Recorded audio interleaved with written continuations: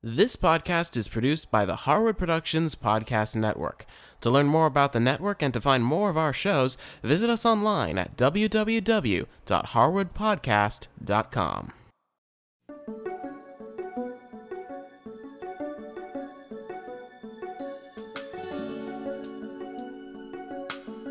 Hi, I'm Helene Woods, and this is Let's Quilt, episode number 4.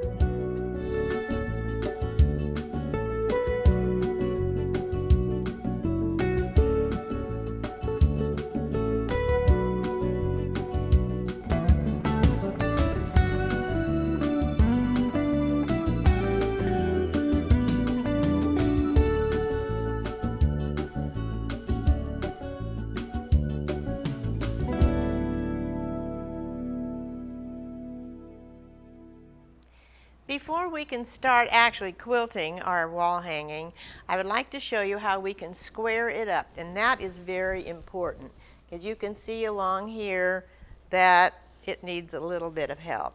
So we always take, if you have a square, you can just use a ruler. If not, you take the square and you place it on here, and you can see I'm off just a little bit. So I'm going to take my long ruler and I'm going to place it on there. If you've got, say, 1/8 or 1/16 of an inch that you're not really happy with, just go ahead and take it, what we call a sliver cut, and cut it off. So I'm going to take this and I'm going to start down here, and I'm going to walk my hand up there. Now, that looks a lot better. Now we're going to be cutting out our backing. So get out your 5/8 piece of yardage and we'll start cutting it. First of all, we're going to have to take off our selvage. There again, we don't want to ever use that in our quilting. So I'll cut it off. There. I'm going to take my finished top and I'm just going to lay it on here so I kind of get a good idea of how much fabric I'm going to have to be using. I'll be able to cut this off and we can proceed with our putting it together. Now we're going to remove this, and here we have our backing. Let's continue. I'm going to have to remove our cutting mat, so I'm going to place it right here out of the way, because when we place our backing down, we're going to lay it out. Now, if this had a pattern on it, you would always put the right side down, so we would have the wrong side up. We're going to take some masking tape and we're going to place this so that it doesn't move around too much. There. Now, the backing is in place. It shouldn't move too much. Then we're going to take and put our batting down. There. Okay, now it's time for our top, and we're going to place it right on top of this. I'm going to leave a little bit of space here for the fabric to draw up a little bit, but it should be just fine. Now we're ready to start pinning our quilt top together. As you can see, I have a funny little pin here, and it's made just for quilters. It's got a little bend in it. So we're going to go across here first. Put a few of these in just to anchor it. And then I'm going to make a line, and I'm going to come up through the center this way also. Some of the ladies, they say use your hand as a guide, so we'll put one over here. I think we'll just put one in each of the 4 corners, and I think that should be just about all that we're going to need. I've gone around and I've placed a few more pins in the border to help them stay stable while we're going to start our stitching. Now that we've got all this all laid out nicely, we're going to release it. We're going to take off the masking tape, and we will be able to go over to the sewing machine and start stitching in our ditch. The first thing I want you to do is to make sure that you have the correct color thread in your bobbin. Because the back of our topping, my topping, is red, so I'm going to have red thread in there. We don't want that showing. And then on your top stitching, we're going to use a nylon filament to stitch with. Before we start actually stitching on the top, and now we've changed our bobbin thread, I think it's a good idea to take your sandwich and just run it through underneath the presser foot and make sure that everything is okay with the new bobbin color on. Okay, I finished sewing my sandwich, and I can see that my bobbin red thread looks really good, as does the white, the nylon I should say, and the tension looks really good on both of those. So I think we're ready to sew. I'm going to start sewing up here at the top, and I'm just going to travel on down. I'm going to have to stop here to go around the points, and then I'll start again here and I'll come on down. Try to remember to bring your bobbin thread up at each time you start. That way it'll lock in on the top and it'll look really good when it's all finished. Now we're going to do our stitching. And this is called stitching in the ditch. And I'm going to show you where our needle will be. We're going to try to sew right down in between the blue and the white. So the first thing I'm going to do is I'm going to lower my needle, lower my presser foot, and then I'm going to bring up my bobbin thread, looks like we did before. There it is. I've got my red bobbin thread there. So I have it. I'm going to take it over to the side. Put my filament underneath there, and then I'm going to slowly start stitching. And there we go. And as you can see, the walking foot does all the work. It is bringing all three fabrics together at the same time.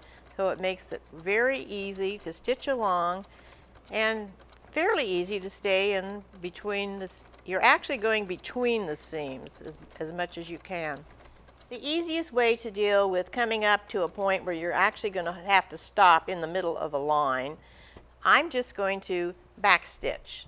I'm going to backstitch about 2 stitches, then I'm going to come forward another 2 stitches, and then I'm going to raise my presser foot, and I'm going to cut that off. Now we'll start at the other side of the tip of the applique. There again, we're going to have to put the needle down right in the middle of the ditch, lower your presser foot, turn your wheel, get that bobbin thread up again, there.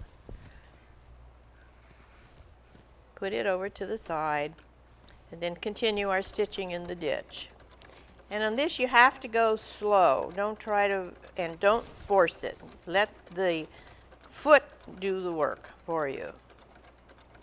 Okay, we're almost done with this first seam, so I'm going to continue on. I'm going to go right up to my border, and then I'm going to backstitch 2 stitches and go forward 2 stitches. And there again, then I'm finished. I'll raise my foot up, my needle up, get my foot up, and cut that off. All right, we've sewn our first seam, and I'm going to start with our second seam. There again, I'm going to start here up at the top, bring my bobbin thread up, and I'm just going to sew down here till I get to that blue. Then I'm going to pick up again and go on down that way. Okay, now we're going to start sewing our vertical seams.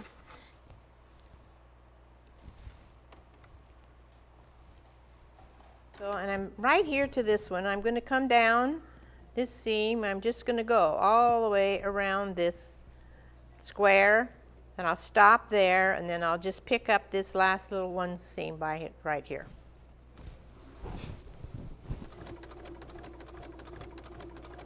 Now when you get to the point, stop, raise your presser foot, get your quilt all nice and situated so you've got a nice straight seam coming down around the corner here. There. Now we'll turn it again and go back the other way.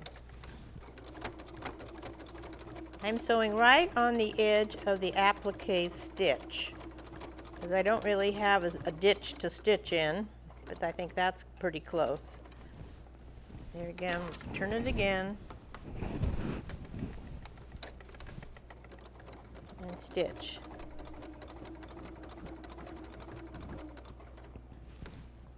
One last time.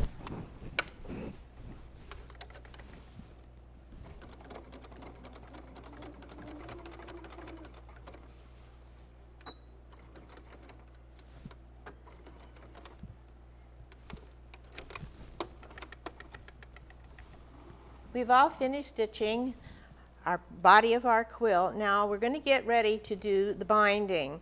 I take my time and I take about 1/8 of an inch seam all the way around my binding so that when I get ready to cut it and make sure that it's even with my batting and my backing, gives me a little bit of stability. Also, one other thing I'd like to talk to you about is, you remember we bought our bobbin thread up each time we started to do line. Well, now what you should do is you'll take that bobbin thread and your red thread or whatever color you're using on the top, and then just tie it in a little knot. And I just tie it around twice, and that way it's nice and solid, and then snip it off. And that makes it so that it's not going to become unsewn down the road. Now we're ready to start putting our binding on. But first I'm going to take my time and I'm going to clean this up just a little bit. We have little pieces of threads we're going to snip off, get that all done, and then we're going to start releasing our pins. It's time now to cut off the extra fabric that we have on the side of our wall hanging. I'm going to take and place my long ruler on here. I'm going to have to move it down just a little bit, place it right onto the side of that, and then I'm going to cut this excess fabric off. And I have to move this down just a tiny little bit. Now after we get this all trimmed off, we're going to turn the wall hanging over, we're going to measure it, and we're going to measure our sleeve. My wall hanging ended up measuring 15 inches, so I'm going to cut it at 14 inches, so that will give us a nice inch in on the side. So I'm just going to take my pencil, I'm going to mark the 14 inches that I'm going to cut. And then I'm going to measure again the dowel, and I'm just going to bring it down. I'm going to take about 1/4 of an inch seam at the top of that, bring it around over the dowel, and I'm going to cut that, and I'm just going to mark a little point here where I want to cut that. So I'm going to cut this strip first, and then I'll cut off that strip. That's our sleeve. And then I'm going to cut it again at 14 inches. Now I'm going to turn up 1/4 inch on the ends of my sleeve. Press that. And press that. We'll do the other end.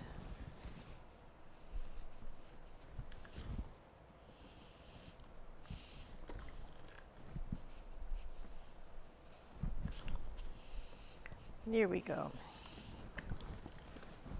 Now I'm going to fold this in half and get an idea of what we're going to be doing. I'm going to fold this in half, and then I'm just going to press down through the center of it. I have my sleeve here. It's all folded in half. I'm going to place it right on the back of my wall hanging and center it as best as I can, and then we're just going to go ahead and pin it. When I get done pinning, then I'm going to take it over to the sewing machine, and I'm going to baste it with my sewing machine using a very, very wide stitch, just to keep it there so when we place our binding on, we can keep it nice and smooth. All right, now I'm going to take the sleeve, and I've got it placed on top of our wall hanging. I'm going to come in and I'm going to make about, say 1/4 of an inch seam. It doesn't really matter that much. It's going to be covered anyway. And I'm going to stitch it, and the basting stitch is about 5 to 6 stitches per inch. To help us when we're going to hang our wall hanging and thread the dowel through here, I'm going to take my hand sewing needle, and I'm going to sew in 3 little places, one on either side and one in the center. So when we place the dowel in, the sleeve will lay flat on the back of your wall hanging. And take just tiny little stitches, it won't take too much, and stay away from the front piece. It's time to do our last little bit of sewing that we're going to do on our wall hanging, and that's for putting our bindings on. Now I had you cut your binding strips in 2.5-inch widths. I'm going to start here, and I've left mine very long, so just to make sure we have enough. And I'm going to put this a little bit short of, a little bit longer, and at the end here, and then we're going to cut this off. There. Now I'm going to take those, remove this from my pressing board, put these down, and I'm going to take my iron. I'm going to fold these in half, right down the center. And take my iron and press those. Now I'm going to take the raw edges up, and I'm going to bring it to the fold that you have made down the center. I'm going to continue just ironing this along, and we're going to do this on both sides of this 2.5-inch piece. So now I'm going to turn this over, and I'm going to bring the other raw edge into the fold. There again, we'll just go along and press that. Now when I have that pretty much down, I'm just going to give it a little squirt of Niagara and see if we can't make that lie nice and flat for you, so that when you get ready to put it on the binding, you've got a nice sharp edge. Okay, now we're ready to place our binding on our wall hanging. Now we're going to do this. We're going to start on the right side like we usually do, and I'm going to open this out where I have the raw edge, the one that we just turned under. Now we're going to turn it out a little bit. We're going to put it on the wall hanging.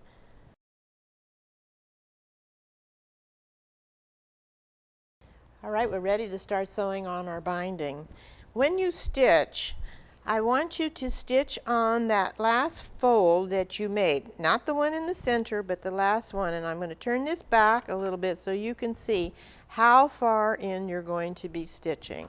Now don't forget to change away from your basting stitch, go back to your regular stitching of 12 stitches per inch.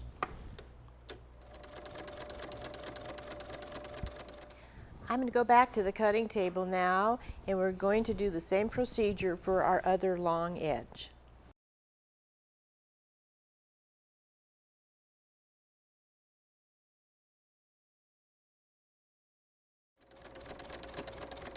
We have the long side, the bindings all sewn on.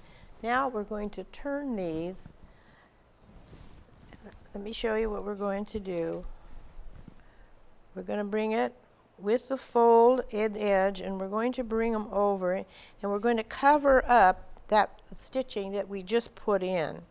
I'm going to turn it on the other side now and pin it also. If you wanted to sew your binding on by hand, now is a good time to do that. Just take your needle and thread, and I would use a whip stitch on it and just secure it nice and fine. But I'm going to show you how to do it with a machine, and I think that it'll last much longer. I've placed the red color bobbin in my machine. I'm going to have red colored in my thread too. So my top and bottom threads are both in the same color. I'm going to start sewing. I'm going to bring my needle down about 1/8 of an inch from that folded edge, and we're going to start sewing.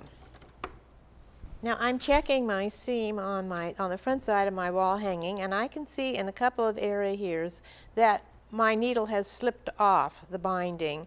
What I suggest that what you do at that time, just take your seam ripper, pull those little threads out, and then re-sew it again. If you feel like you have a better edge on the front side, go ahead and do that, but it should be okay from the back too. Now we're going to put the top and the bottom on our wall hanging. I'm going to suggest to you that you overhang each side, say maybe 1/2 inch or so, and we're going to cut that off. And then after we cut that off, we're going to take this, and because this is going to be turned and make our finished edge, I'm going to have you turn that edge in about 1/4 of an inch. And press that.